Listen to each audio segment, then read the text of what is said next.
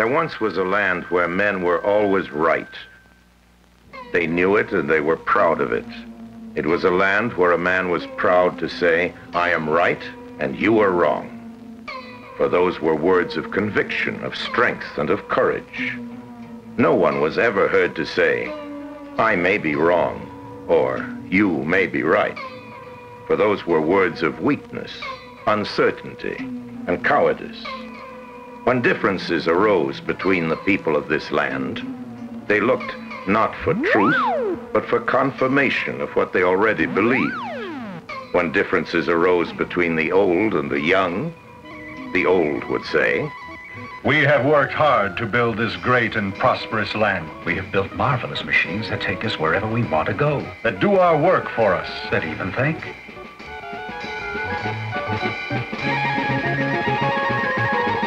We have gone farther, faster, deeper than anyone in history. We live better than anyone in the world. We expect those who inherit this good land to build on the heritage we have given them. These older people were right, of course, and they knew it and were proud of it. But the younger people of that land would respond,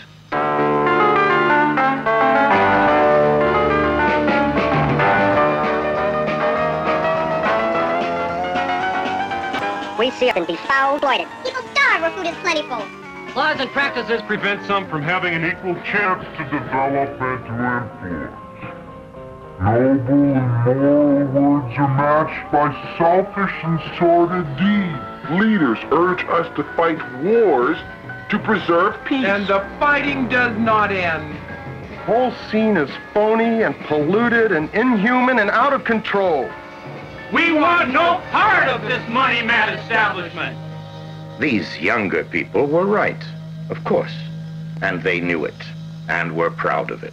And a gap appeared between the generations. When differences arose between men of different colors, those of one color would say, we are working steadily to build a land of justice and equality for all our citizens.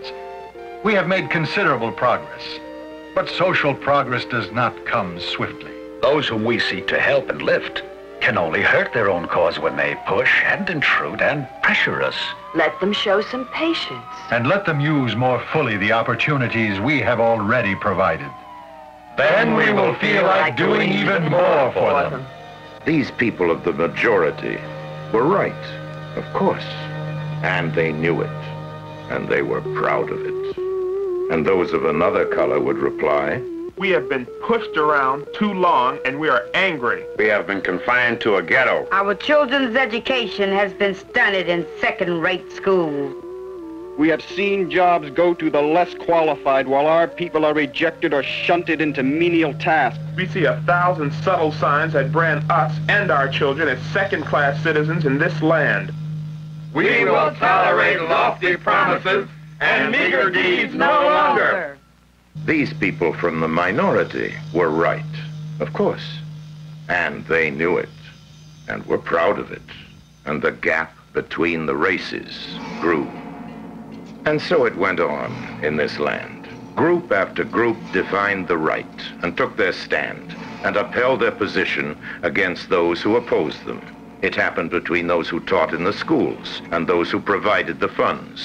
It happened between those who gave priority to a strong defense and those who gave priority to better cities. It happened between those who pleaded for peace at any price and those who argued for national honor at any cost. Everyone was right, of course, and they knew it and were proud of it, and the gap grew wider until the day came when all activity stopped. Each group stood in its solitary rightness, glaring with proud eyes at those too blind to see their truth, determined to maintain their position at all costs. For this is the responsibility of being right.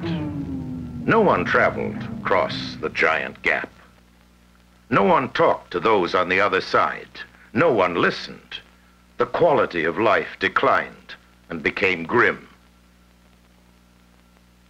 Then, one day, a strange new sound was heard in the land.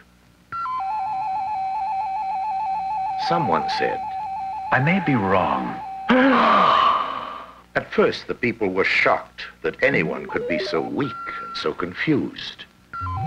Then another voice said, You may be right. The people burst into laughter to hear anyone so indecisive and soft. But the voice persisted, and some began to listen. They began to listen to opposing and even wrong views.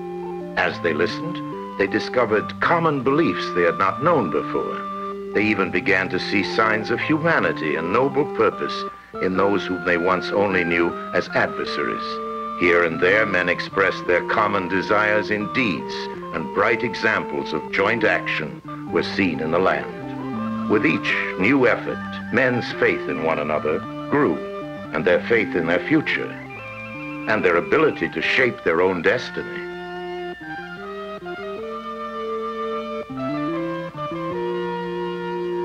They stated these beliefs in a declaration of interdependence.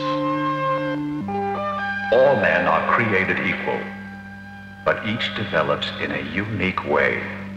All men are endowed with certain inalienable rights, but each must assume certain inevitable responsibilities. For the happiness of all depends on the commitment of each to support equality and difference, rights and responsibilities.